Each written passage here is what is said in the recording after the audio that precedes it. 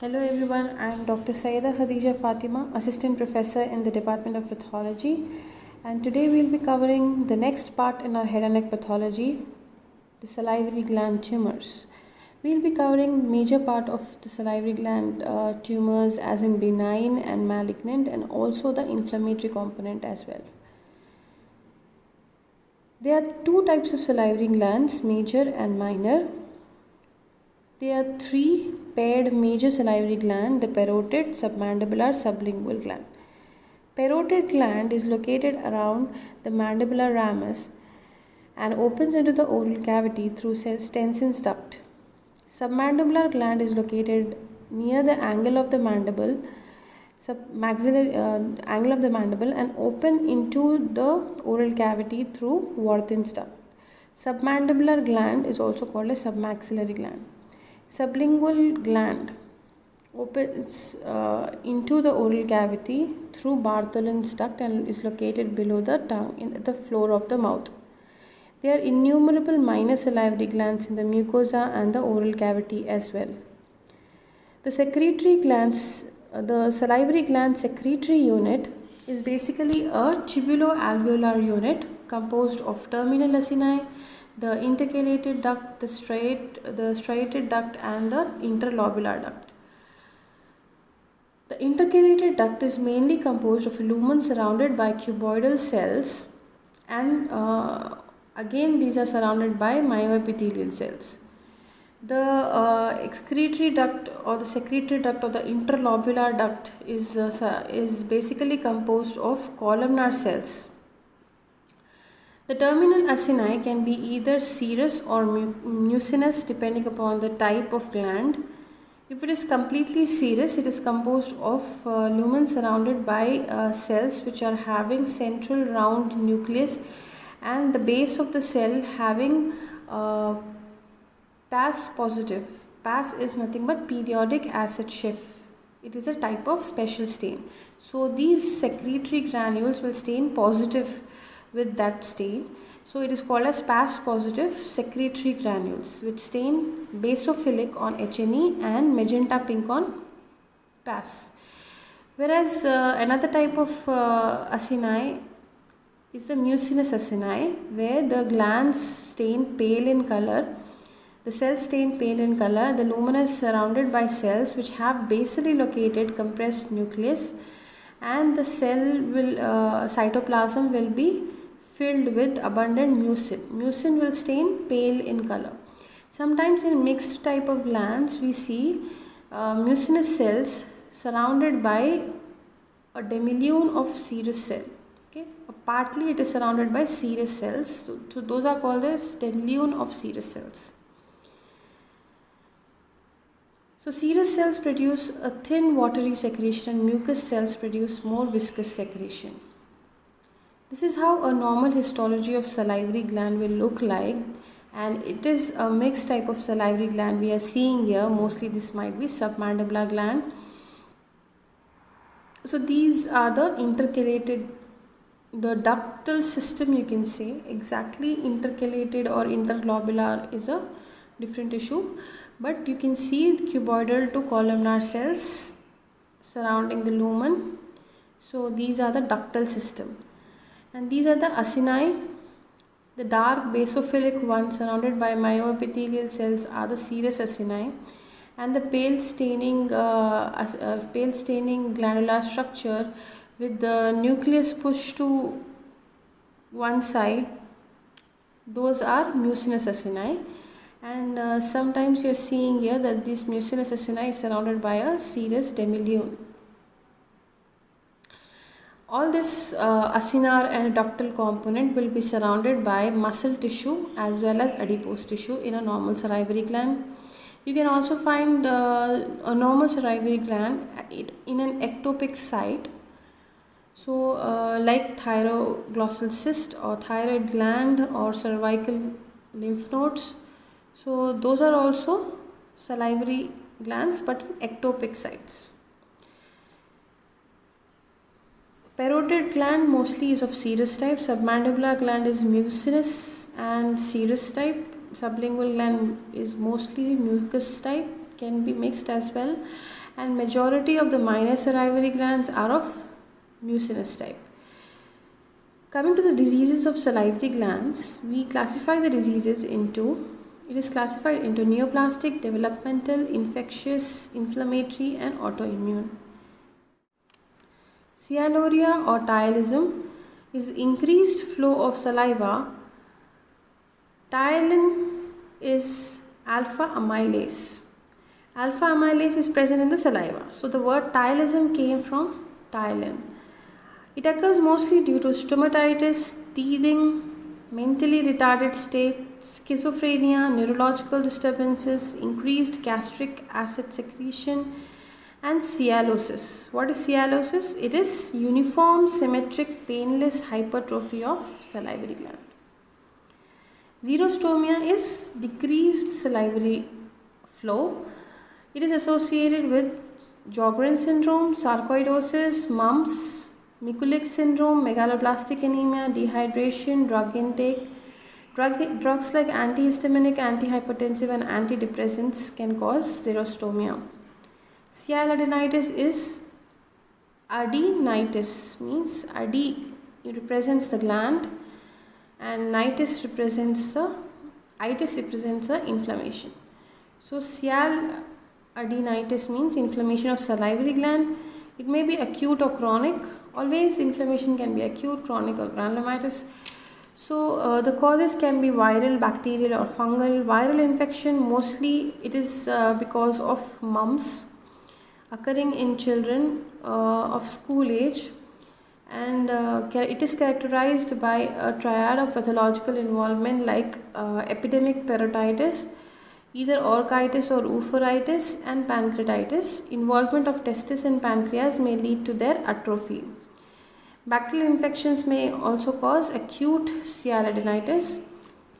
Autoimmune disease are the inflammatory changes which occurs due to antibodies directed against self-antigen. So there are basically two autoimmune diseases which are directed against the antigens located in the salivary gland. That is Sjogren's syndrome and Mikulicz syndrome. These are the exclusive diseases associated with salivary gland involvement. It is characterized by triad of dry eyes, that is keratoconjunctivitis sicca, dry mouth, xerostomia and rheumatoid arthritis. Mikulicz syndrome is combination of inflammatory enlargement of salivary and lacrimal glands with xerostomia.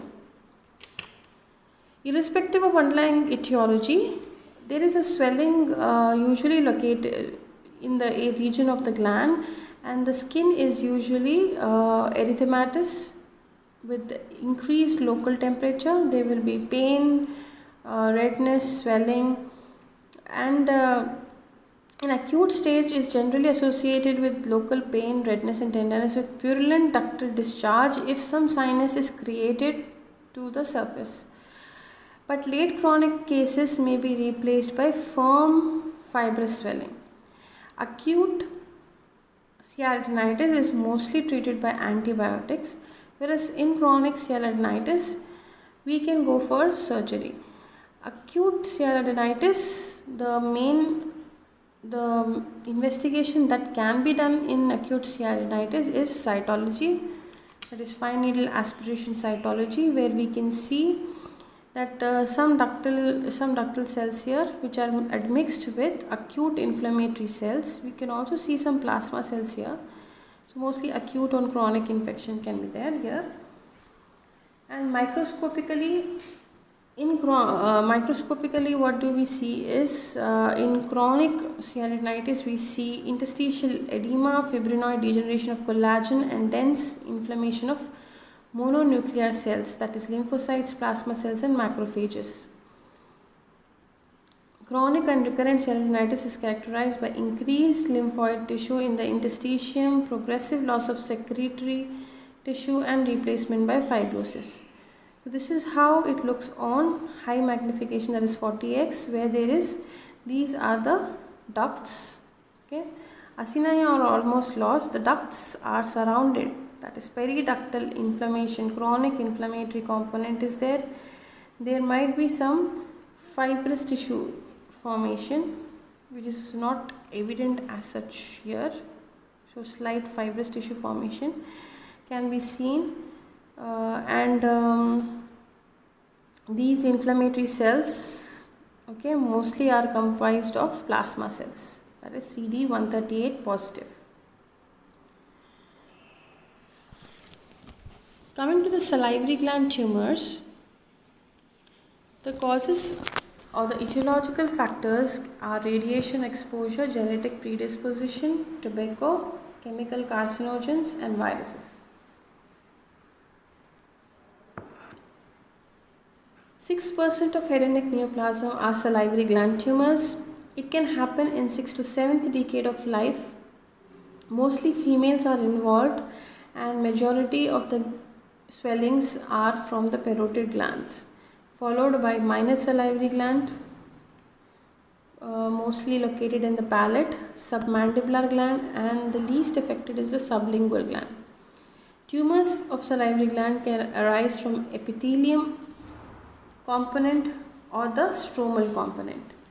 If it is a benign tumor, it is called as adenoma, and if it is a malignant tumor, it is called as adenocarcinoma. Salivary gland tumors may arise from any cell component, either the basal cells, the ductal cells, striated cell, intercalated cells, the acinar part, or the myoepithelial cells. It can be benign and malignant. The relative proportion of malignancy increases with the smaller gland. So the smaller the gland, the highest is the propensity to form malignancy. Classification of salivary gland is as follows. Salivary gland tumors is as follows. The benign tumors are the adenomas, which are classified into pleomorphic and monomorphic adenoma. Monomorphic adenoma is again classified into Warthin's tumor, oncocytoma, myoepithelioma, basal cell adenoma, and canalicular adenoma. Ductal papillomas is another type of benign neoplasm seen in the salivary gland. Mesenchymal tumor, benign mesenchymal tumors can also occur. The malignant counterparts are the mucoepidermoid carcinoma. It can be either high grade or low grade. Then acinic cell carcinoma, adenoid cystic carcinoma, polymorphous low grade adenocarcinoma, malignant mixed tumor. In malignant mixed tumor, we have carcinoma arising in a pleomorphic adenoma or carcinosarcoma or metastasizing mixed tumor.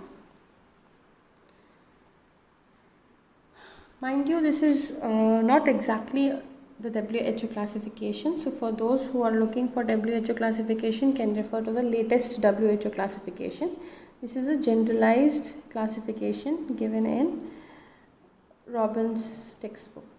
So benign salivary gland tumors are adenomas and have two major components, the pleomorphic adenomas and monomorphic adenomas. Pleomorphic adenoma is the most commonly asked question. It is a mixed salivary gland tumor and most common tumor of the major as well as the minor salivary glands. The commonest tumor in the parotid, seen most frequently in females in the 3rd to 5th decade of life. It is usually solitary, smooth surface, sometimes can be nodular. It is painless, slow growing, and located below and in front of the ear. So mostly the parotid location. But it can also occur in palate, upper lip, buccal mucosa as well. Grossly, it is circumscribed, pseudo-encapsulated, rounded, multilobulated, firm mass of 2 to 5 cm with bossylated surface.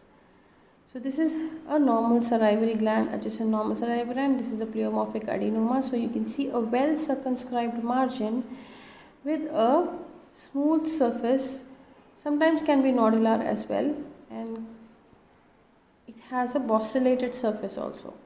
Cut surface is grey-white, bluish, variegated, semi-translucent, usually solid but occasionally may show small cystic spaces. Consistency is soft and mucoid. So this is a section surface of parotid gland showing lobules of well circumscribed grey-white tumor having a cut section which is semi-translucent or bluish in hue. Microscopically, pleomorphic adenoma is characterized by epithelial as well as the stromal component. So epithelial component can range from ducts, acini, tubules, sheaths and strands of cells of ductal and myoepithelial origin. And stromal component can be matrix of myxoid, mucoid or chondroid tissue. How does the ductal cells look like? Ductal cells can be cuboidal or columnar, while myoepithelial cells are usually polygonal or plasmacytoid or spindle shaped, resembling smooth muscle. Focal areas of squamous metaplasia and keratinization may be present. Stromal parts consist of loose connective tissue and myxoid, mucoid and chondroid matrices which stimulate a cartilage. So it's called as pseudocartilage. So this is how a pleomorphic adenoma look like with the cartilaginous mesenchymal component, the epithelial component which are thrown into ducts. Ducts usually have a striated epithelium, whereas acini have a single rounded structure surrounded by myoepithelial cells. They can form either tubules or sheets or cords or strands, and this is a adjacent normal salivary serous tissue. This is again a chondroid matrix, and this is the myoepithelial cells which can be plasmacytoid along with some ductal component or acinar component can be there. All these are the spindle cells which can be the myoepithelial component. Surgical excision is a treatment with superficial parotidectomy. It has an excellent prognosis, but recurrence is the main problem, and after recurrence, with recurrence it can be multifocal as well. There will be malignant transformation of 5% in some cases. Warthin's tumor is also called as papillary cystadenoma lymphomatosum, also as adenolymphoma.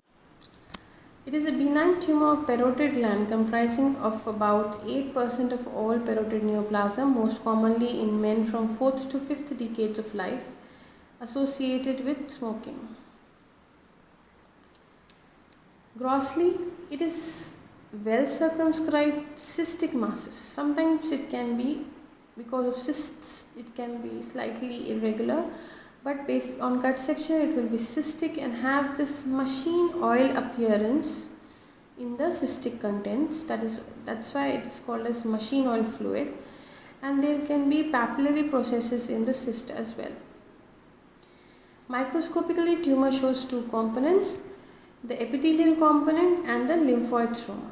Epithelial parenchyma again is composed of glandular and cystic structures, but here it has papillary arrangement which is lined by characteristically double layered eosinophilic or oncocytic epithelium.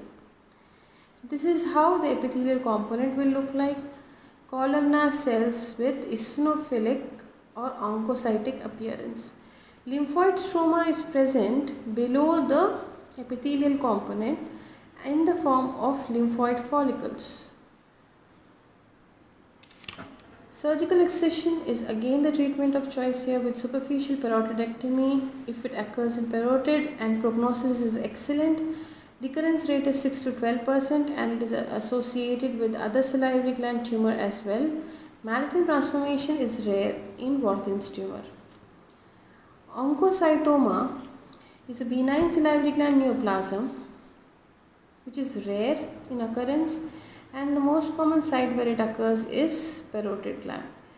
It occurs in 6th to 8th decades of life with no gender predilection, and like pleomorphic adenoma, this is also painless mass measuring less than 4 cm. It can be multifocal and bilateral as well. Grossly, you can see a well circumscribed tumor, and on cut section the mahogany appearance will be there. Microscopically, it is encapsulated and have this trabeculoid and organoid structures. Trabeculae means in the form of lines, two layered or two cell lines, whereas organoid means they form a certain kind of shape. Here they are forming round shapes. So some kind of structures should be formed by the cells to call it as an organoid pattern. Trabecular pattern is two cell thickness pattern. Oncocytic epithelial cells can be there in this pattern, and these will be surrounded by fibrous septa. Sometimes you can find clear cells as well. So that's characteristic of oncocytoma. Again, surgical excision is a treatment of choice with excellent prognosis. Recurrence is uncommon, and the malignant counterpart is oncocytic adenocarcinoma, occurring mostly in the sinonasal tract. Why does the oncocyte have this characteristic eosinophilic appearance? It is because it has mitochondrial hyperplasia in the cytoplasm. 60% of the cell volume will be filled by mitochondria. That's why it gives the oncocytoma its characteristic granular eosinophilic appearance. Duct papilloma. Duct papilloma is present in three forms: simple ductal papilloma, inverted ductal papilloma, and sialadenoma papilliferum. Simple ductal papilloma is an exophytic papillary lesion presented on the it has papillary surface with a pedunculated base, and it is reddish in color, mostly occurring in the palate and the buccal mucosa, and consists of non-keratinized squamous epithelium or columnar epithelium supported by a core of vascular fibrous connective tissue. So this is how it looks like, with a papillary surface lined by columnar cells, and the center of this papillary process will have a loose fibrovascular connective tissue. This is the vessel, this is the loose fibrovascular tissue, this is surrounded by columnar cells, and there are several papillary processes here. So this is what simple ductal papilloma. Inverted ductal papilloma present as nodule on oral mucosa with no distinctive clinical features. Histologically, it consists of squamous, cuboidal, columnar cells which can proliferate into ducts to form a bulbous masses. Mucus cells microcyst with mucus may be seen. So in inverted, what happens? This is the fibrovascular core. Now the cells will grow inward, and it can grow in the form of masses. Sometimes you can find microcyst because of the mucin produced by the mucus cells. Sialadenoma papilliferum, the lesion occurs in adults. This is also exophytic papillary lesion of hard palate. Luminal layer of columnar cells can be there on cuboidal basal cells. Okay, two types can be there. Two types of cells can be there in the acini. The papillary lesions. Connective tissue papillae contains plasma cells. So this is how we see the sialadenoma papilliferum, where you see several cystic structures which have this papillary structure, which is lined by columnar cells and basally located cuboidal cells. So this is a well circumscribed lesion present in the skin of the oral cavity. Monomorphic adenoma. We have completed pleomorphic adenoma and ductal papillomas. Now coming to the next type of benign tumors is the monomorphic adenoma. These are the benign epithelial tumors of salivary gland without any evidence of mesenchyme-like tissue. It consists of single epithelial cells, basal cell, canalicular cell, sebaceous, glycogen-rich clear cell, and the most common type are basal cell and canalicular cells. Why are we saying this monomorphic is, if you remember, in pleomorphic adenoma we said epithelial and stromal component. Here we are saying only epithelial component. Canalicular adenoma is a benign salivary gland tumor, and it is a type of monomorphic adenoma mostly occurring in the upper lip, 75% with 7th decade of life. It has again female predilection, and symptoms slow symptoms are slow growing masses. It can be multifocal as well. Here we see ribbons of columnar cells. They will be bilayered, okay, two lines, okay, everywhere you are seeing two layered or bilayered strands of ribbons of columnar cells with loose well vascularized tissue may infiltrate the capsule, and often cystic change. You can find apocrine change, mucus change, and pigment cells. Conservative surgical excision is taken with enucleation, where enucleation is not recommended. Prognosis is excellent, recurrence is rare, and can be misdiagnosed as malignancy. Basal cell adenoma is the next most commonly asked question after pleomorphic adenoma. Basal cell adenoma is a benign salivary gland neoplasm included under the monomorphic adenoma.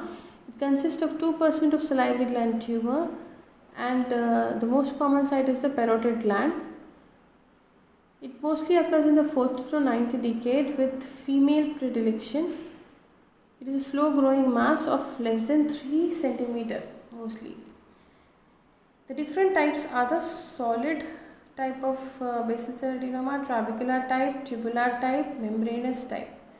So the solid type of basal cell adenoma is most common, and it consists of solid nests of tumor cells with uniform hyperchromatic round nuclei with indistinct cytoplasm, peripheral nuclear palisading. So this is very evident, the peripheral nuclear palisading. Whenever the basal cell word comes, you should remember the basal cell carcinoma and basal cell adenoma and basal cell adenocarcinoma. In all these you will find peripheral nuclear palisading. Palisading means the nuclei are arranged side by side in the form of fence or line. Stroma is very scant in between these solid nests. The trabecular pattern has anastomosing. Anastomosing means the cords are interconnected with each other. Elongated anastomosing cords of basal cells surrounded by connective tissue stroma. Basal cell adenoma can also be in the tubular form. So tubular formed basal is nothing but basaloid cells surround the duct-like structures. Membranous type means, can you see the characteristic eosinophilic secretion in between these nests? So tumor islands are molded in jigsaw puzzle fashion surrounded by hyalinized basal cell lamina. So this is nothing but hyalinized basal cell lamina. It's called as membranous or dermal analog adenoma. The treatment of basal cell adenoma is again complete surgical excision, and prognosis is excellent. Recurrence may occur and malignant transformation is rare. It is a hybrid kind of tumor. So thank you so much. We have covered the benign lesions of the salivary gland, and in the next video I will be covering the malignant lesion of the salivary gland. So please go through that. If you have any doubt, you can ask me in the comment section. Thank you so much.